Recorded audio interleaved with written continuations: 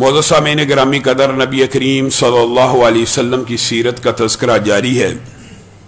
نبی کریم صلی اللہ علیہ وسلم کی بعثت آپ کے سامنے پہلے بھی رکھا، حضرت ابراہیم کی دعا سے ثابت ہے۔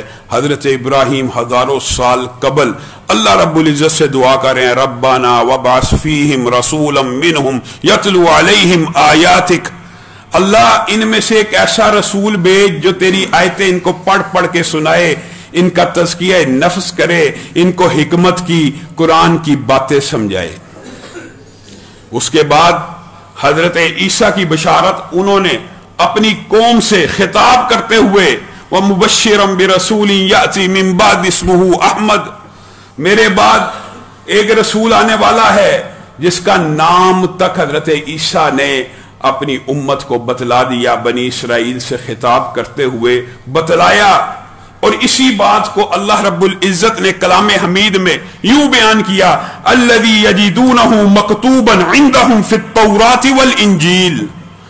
کسی مولوی کی، کسی سکالر کی، کسی ڈاکٹر ذاکر نائک یا احمد دیدات کی بات سن کے آپ کے ذہن میں یہ وہم آ سکتا ہے کہ یہ تورات اور انجیل میں سے جو نبی کریم صلی اللہ علیہ وسلم کی نشانیاں ڈھونڈ ڈھونڈ کے لا رہے ہیں، یہ چاہے اپنی من پسند ترجمہ نہ کرتے ہوں، نہیں، ہرگز نہیں۔ اللہ کلام حمید میں کہہ رہا ہے الذی یجدونہ مکتوبا عندہم فی التوراۃ والانجیل۔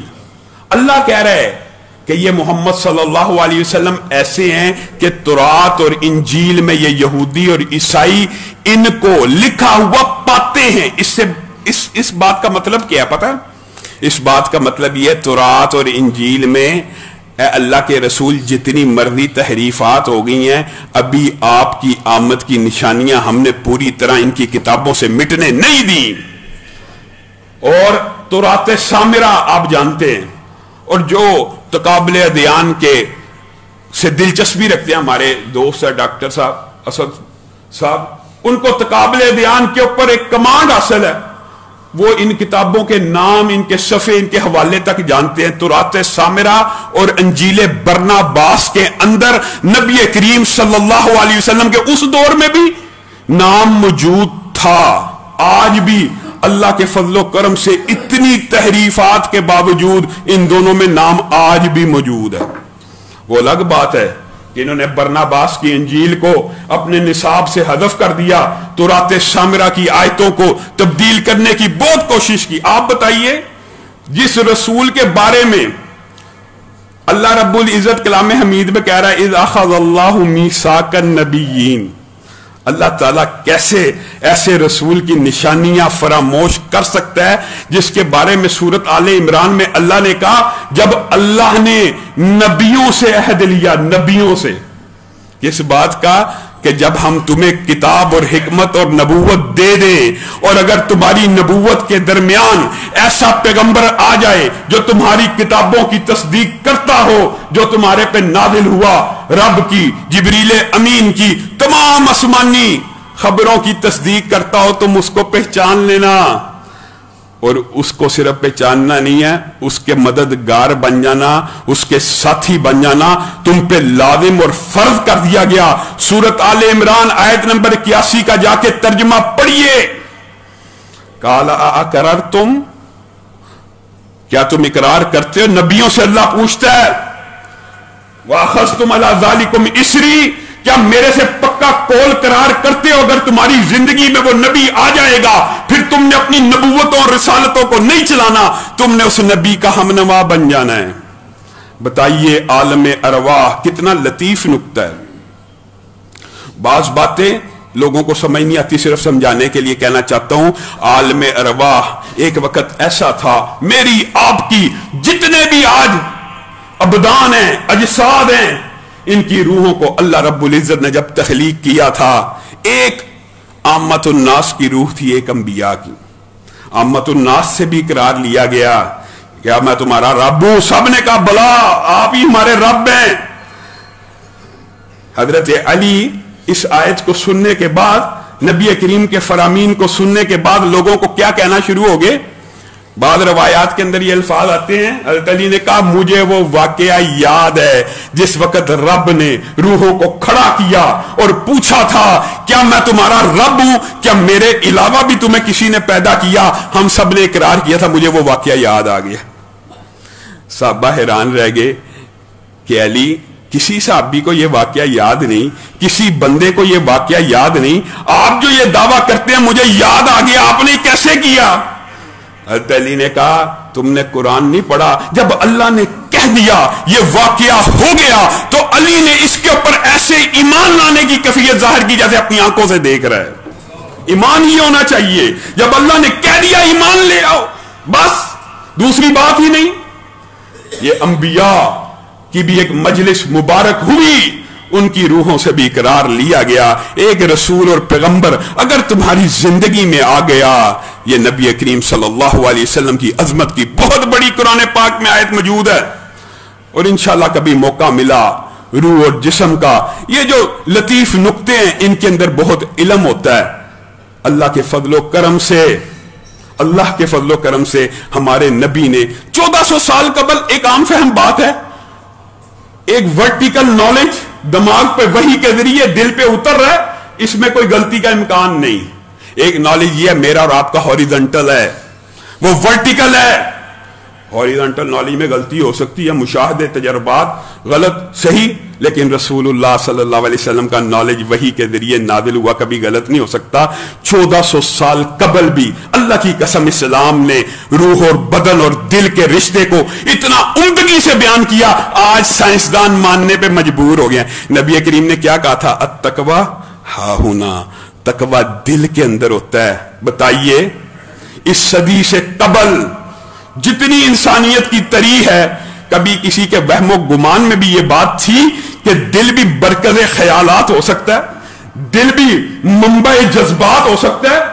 جتنے سائنسدان، فلاسفر، تھنکر گزرے ہیں، سب نے کیا کہا؟ برین، دماغ خیالات سوچتا ہے، دماغ کی کیفیات ہوتی ہیں۔ نہیں نہیں، نبی کریم صلی اللہ علیہ وسلم نے کہا ہاں دماغ بھی سوچ کا، عقل کا، شعور کا محور ہے، لیکن کبھی محبت کے جذبات دل سے اٹھتے ہیں، کبھی محبت کے جذبات لطیف قسم کے ہوں وہ بھی دل سے اٹھتے ہیں، اور کبھی نفرت پیدا ہوتی ہے وہ بھی دل میں پیدا ہوتی ہے، کبھی ٹھنڈ پڑتی ہے وہ بھی دل میں پڑتی ہے، اور کبھی جلن ہوتی ہے وہ بھی دل میں ہوتی ہے۔ مختصر بات یہ ہے، انشاءاللہ کبھی موقع آیا تو اسلام کی اس عظیم الشان حقانیت کو کھل کے بیان کریں گے کہ اسلام نے 1400 سال قبل دل کو منبع رشد و ہدایت بھی کہا، اور خیالات، جذبات، احساسات کا مرکز بھی کہا۔ آج سائنسدان ان حقیقتوں کے سامنے ہتھیار پھینک رہے ہیں کہ واقعی، اور بڑے اشعار لوگوں نے کہے کہ لازم ہے دل کے پاس رہے پاسبان عقل، لیکن کبھی کبھی اسے تنہا بھی چھوڑ دو۔ کچھ فیصلے دل سے بھی ہوتے ہیں، کچھ فیصلے دماغ سے ہوتے ہیں، یہ ایک لمبا چوڑا الگ موضوع ہے۔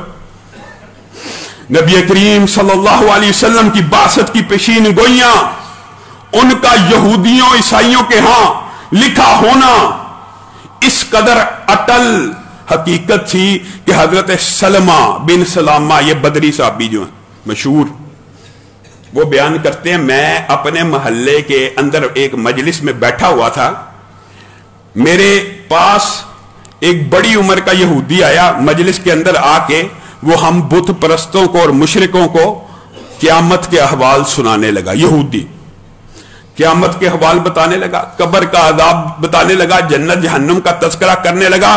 کہا میرے ارد گرد جو ساتھی تھے بت پرست مشرک، وہ اس کے پیچھے لٹھ لے کے پڑ گئے، اور کیا مرنے کے بعد بھی زندگی ہے؟ یہ تو کیا بات کرتا ہے، مرنے کے بعد جب ہماری ہڈیاں بوسیدہ ہو جائیں گی کون ہے جو ہمیں زندہ کرے گا؟ کیسے ہو سکتا ہے، کیسے ممکن ہے؟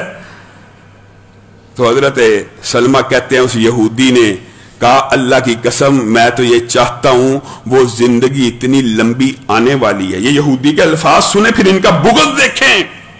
اسی لیے اللہ نے قرآن پاک میں کہا یہ نبی کو ایسے پہچانتے ہیں جیسے اپنے سگے بیٹوں کو پہچانتے ہیں، صرف بغض کی وجہ سے ایمان نہیں لے کے آئے۔ یہ یہودی کہتا ہے مجھے دنیا کے اندر تنور میں ڈال دیا جائے، آگ میں جلا دیا جائے، میں یہ بہتر سمجھتا ہوں اس آگ سے بچنے کے لیے، قیامت کی آگ سے اللہ مجھے بچا لے۔ تو مشرکوں نے کہا ہم بھی کبھی اپنی زندگی میں یہ خبر کسی اور سے بھی سنیں گے؟ تو یہودی نے کہا ہاں. حضرت سلمہ کہتے میری طرف اشارہ کر کے کہتا ہے جب تک یہ فوت نہیں ہوگا، یہ سب سے کم عمر بچہ اس مجلس میں بیٹھا ہے، یہ اپنی آنکھوں سے مکہ کی طرف اشارہ کر کے کہا یہاں سے ایک نبی مبعوث ہونے والا ہے جو اس کو اپنی آنکھوں سے دیکھے گا، وہ انہیں جنت کی طرف بلائے گا، جہنم سے نجات کی دعوت دے گا، اور یہ ساری باتیں جو میں کر رہا ہوں آپ لوگوں کے سامنے رکھے گا. حضرت سلمہ بن سلامہ بدری صحابی ہیں. کہا نبی کریم صلی اللہ علیہ وسلم کی آمد کی اطلاع آئی. آپ کو پتا ہے نا انصار نے بڑی تیزی سے اسلام قبول کیا، پتا ہے نا. نبی کریم آئے ہیں استقبال کے لیے، اکٹھے ہو گئے، ایمان قبول کر دیا. وجہ کیا؟ وجہ اس کے پیچھے جو وجہ حقائق ہیں لوگوں کی نظروں سے پوشیدہ اور اوجھل ہوتے ہیں. اس کی وجہ یہ ہے کہ مدینہ کے ارد گرد یہودیوں نے بستیاں بنائی ہوئی تھیں. کس لیے کہ یہ ایک نبی کی ہجرت گاہ، اتنا علم اتنا نالج ان کے پاس موجود تھا کہ وہ نبی کی ہجرت گاہ کو بھی پہچانتے تھے اور اس کے ارد گرد آ کے آباد ہو گئے اور ان لوگوں کو بتلانے لگے یہاں نبی آنے والا ہے. جس وقت نبی کریم آ گئے انصاری سب نے اسلام کو قبول کر لیا، کیونکہ یہودیوں سے ایک عرصے سے سنتے آ رہے تھے تورات اور انجیل کے قصے کے یہاں پہ ایک نبی آنے والا ہے. حضرت سلمہ بن سلامہ کہتے ہیں جب ہم سارے مسلمان ہو گئے ہم نے اس یہودی کو کہا کیا ہو گیا؟ اسی نبی کی آمد کی اطلاع ہمیں دیا کرتے تھے، اسی نبی کی آمد کی اطلاع اور شوق اور رغبت سے یہاں پہ شفٹ ہوئے تھے، اب ایمان کیوں نہیں لے کے آتے؟ کہا وہی یہودی جو نبی کریم صلی اللہ علیہ وسلم کی آمد کی پیشین گوئیاں ہمیں بتلایا کرتا تھا. کیا کہنے لگا؟ ایمان تو لانے کے لیے آئے تھے لیکن اللہ نے بھیج اسماعیل کی اولاد میں سے دیا. یہ تعصب بنی اسرائیل کا کہ آئے نبی رسول آئے تو اللہ کو معاذ اللہ کے اوپر حاکم ہے کہ اللہ بھیجے بھی کس میں سے؟ اسحاق کی اولاد میں سے. اللہ کے اوپر فیصل ہے. اللہ نے اسماعیل کی اولاد میں سے کیوں پیدا کر دیا؟ اس بات کے اوپر معاذ اللہ حضرت اسماعیل کو کیا کہتے ہیں یہودی طنز کے طور کے اوپر؟ لونڈی کا بیٹا معاذ اللہ.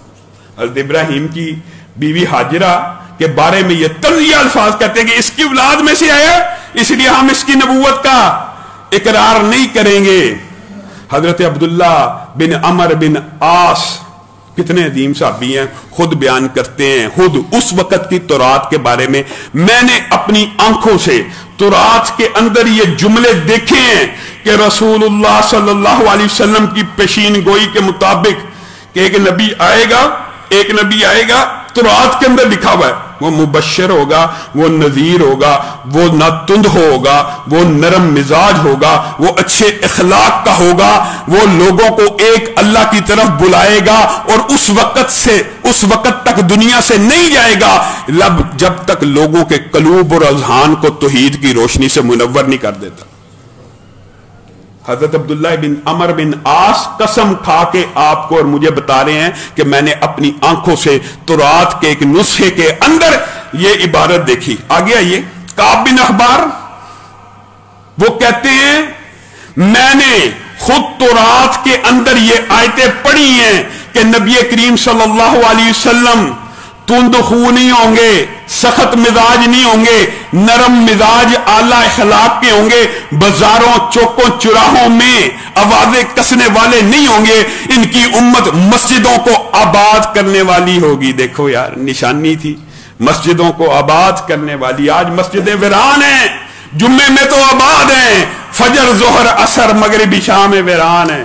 یہ امت مسجدوں کو آباد کرنے والی ہوگی. حتیٰ کہ ان مسلمانوں کی نشانیاں تورات میں اس طرح موجود تھی، یہ وضو کریں گے. کعب بن احبار کہتے ہیں ان کی امت وضو کرے گی، قیامت کے دن ان کے یہ عادات چمک رہے ہوں گے، یہ کپڑا ٹخنوں سے اوپر رکھیں گے، سادگی اور عاجزی کو اختیار کرنے والے ہوں گے. بتائیے نبی کریم صلی اللہ علیہ وسلم ہی کی نہیں امت کی ساری نشانیاں بھی تورات اور انجیل میں موجود تھی، اور آپ ہم تو پیدائشی مسلمان ہیں، اللہ کا شکر ہے، یہ بھی اللہ کا خدا کی قسم بہت بڑا احسان ہوتا ہے کہ انسان کو اسلام کی ہدایت مل گئی ہے، لیکن اسلام کی قدر و قیمت ان سے پوچھئے جو سٹرگل، محنت، مطالعہ کر کے اس نعمت سے مالا مال ہوئے ہیں۔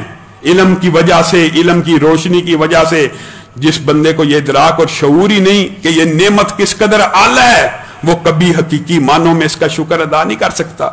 آپ کے سامنے حضرت سلیمان فارسی کا مشہور واقعہ ہے۔ بتائیے کیا رسول اللہ صلی اللہ علیہ وسلم کی آمد زبان زد عام یہودی عیسائی علماء میں تھی کہ نہیں؟ سلیمان فارسی اصبہان کی ایک بستی میں رہتے ہیں۔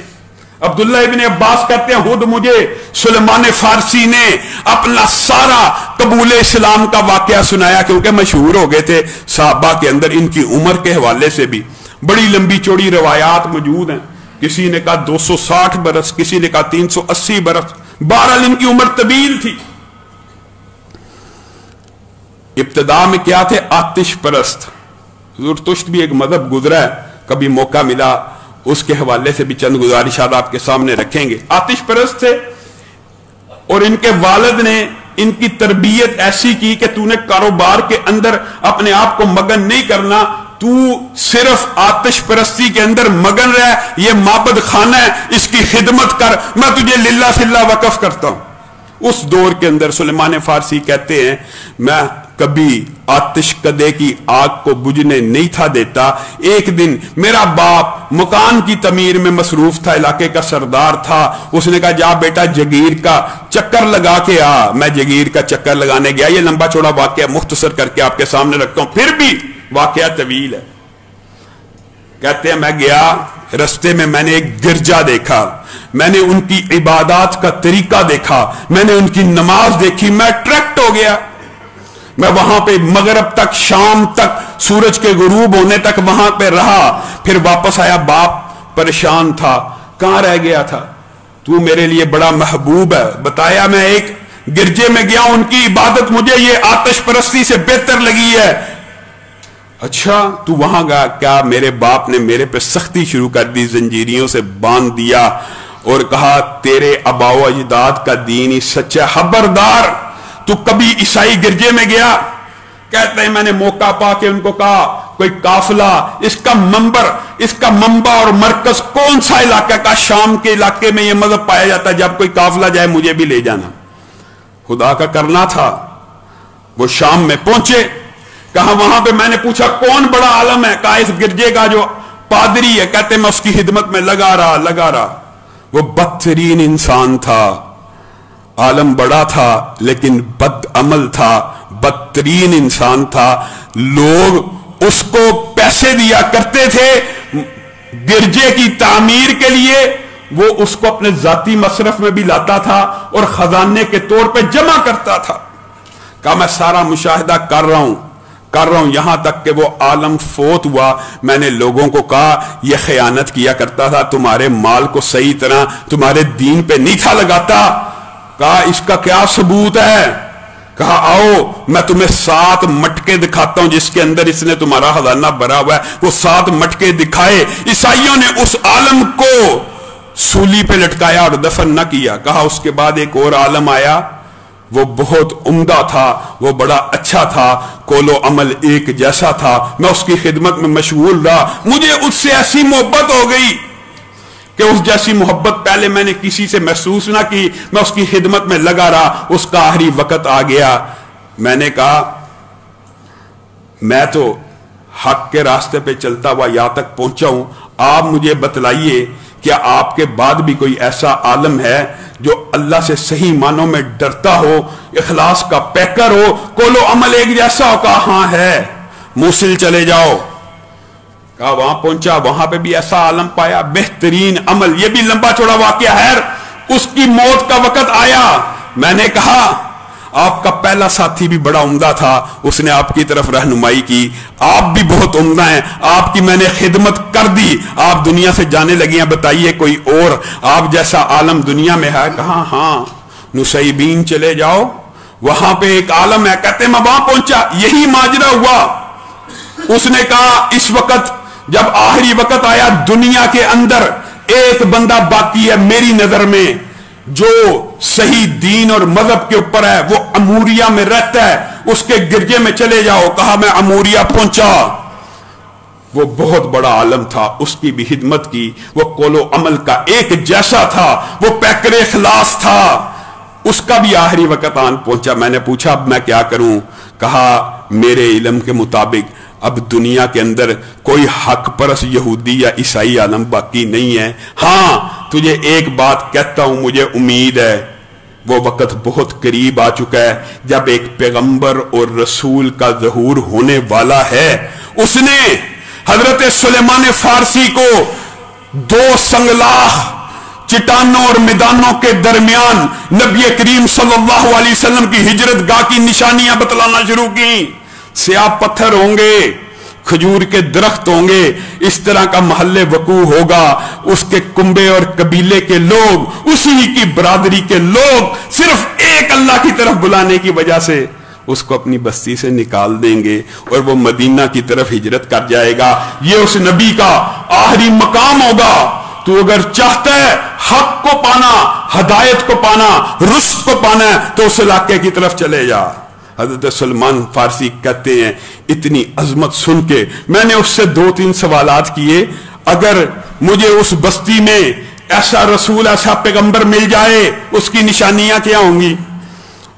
آپ مجھے بتلائیے۔ یہ جو میں واقعہ بیان کر رہا ہوں، یہ جو اموریا کا، موصل کا، نصیبین کا، یہ جو سارے شام کے پادری، یہ راہب، یہ نبی کریم صلی اللہ علیہ وسلم کی نشانیوں کو کہاں سے پڑھتے تھے؟ تورات اور انجیل سے۔ اور بتلانے کیا لگے ہیں؟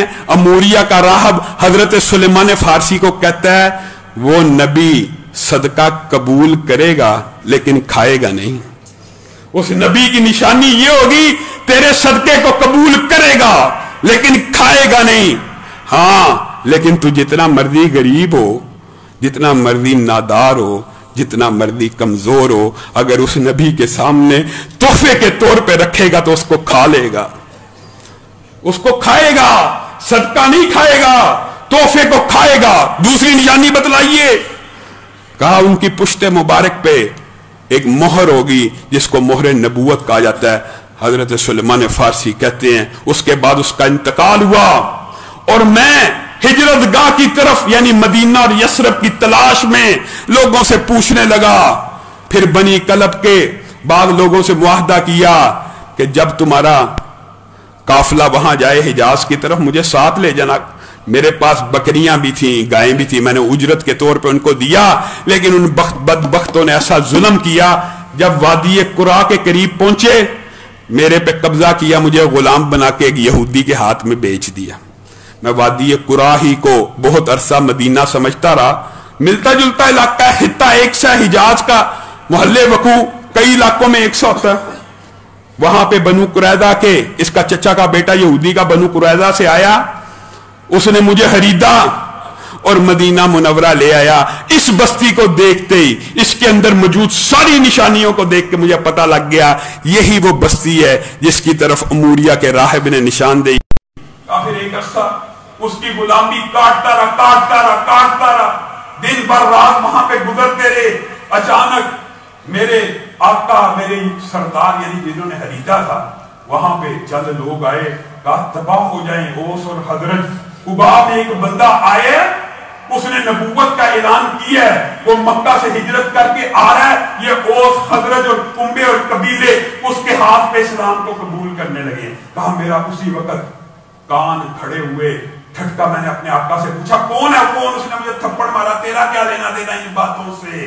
کہا لیکن مجھے پتا چل گیا میرا مطلوب اور مقصود مجھے ملنے والا ہے، جس کے لیے اتنے برس تڑپتا رہا وہ منزل قریب ہے۔ کہا سب سے پہلے دل میں اموریا کے راہب کی وہ نشانیاں آئیں، کھجوروں کو اٹھایا، کھجور کے باغ میں ہی کام کرتا تھا، نبی کریم صلی اللہ علیہ وسلم کی بارگاہ میں پیش ہوا آزمانے کے لیے۔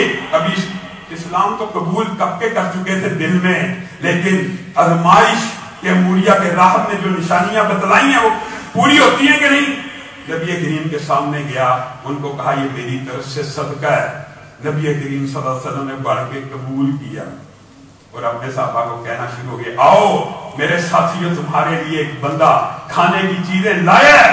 صحابہ نے کھجوریں لی، نبی کریم نے منہ میں نہیں ڈالی، کہا ایک نشانی پوری ہو گئی۔